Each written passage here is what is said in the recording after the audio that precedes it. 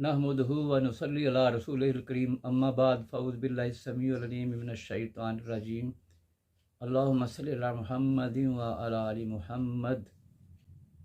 हज़रात ग्रामी का अज़र, आज हम एक ऐसे मौजू पर गुफ्तगू करेंगे कि जो वो 9 अमाल जो कुरान और हदीस की रोशनी में जन्नत में ले जाने वाले हैं, उनमें से 2 अमाल का जिक्र करेंगे।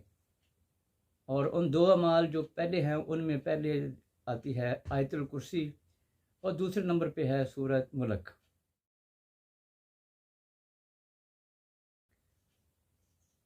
आयतुल कुर्सी के बारे में आप सल्लल्लाहु अलैहि वसल्लम ने फरमाया कि जो शख्स हर फ़र्ज नमाज के बाद आयतुल कुर्सी समझ कर, उसके मानी समझ कर पढ़ता है, उसके और जन्नत के दरमियान सिर्फ मौत हैल है। यानी जब वो मरेगा तो सीधा जन्नत में जाएगा, क्योंकि आयतुल कुर्सी जो है ये आयतों की सरदार है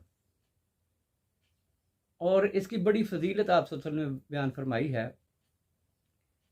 तो हमें चाहिए कि हर फ़र्ज नमाज के बाद हम आयतुल कुर्सी को बहुत ही आसान तरीके से पढ़ें, ताकि अल्लाह के रसूल सल्लल्लाहु अलैहि वसल्लम ने जो हमें बताया है कि जन्नत और आदमी के दरमियान, आयतुल कुर्सी पढ़ने वाले आदमी के दरमियान सिर्फ मौत है, सिर्फ उसके दरमियान मौत ही रुकावट है। जब वो मरेगा तो सीधा जन्नत में जाएगा।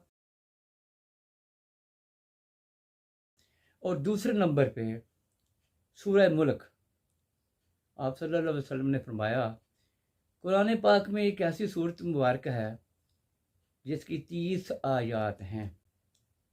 जो इनकी तिलावत करता है, यानी जो सोने से पहले अपने बिस्तर के ऊपर इसकी तिलावत करता है, रात को इसकी तिलावत करता है, तो अल्लाह ताला उसको ज़रूर ज़रूर उस सूरत मुबारक का फ़ायदा पहुँचाएंगे।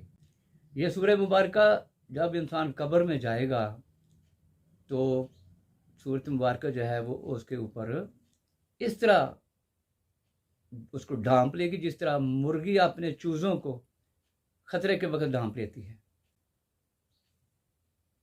वो अज़ाब अगर पाँव की तरफ से आएगा तो उधर वो सूरत हो जाएगी, उधर से आने नहीं देगी। अगर अज़ाब सर की तरफ आएगा तो सर की तरफ वो सूरत जो है वो उसको उधर से ढांप लेगी, अज़ाब को नहीं आने देगी।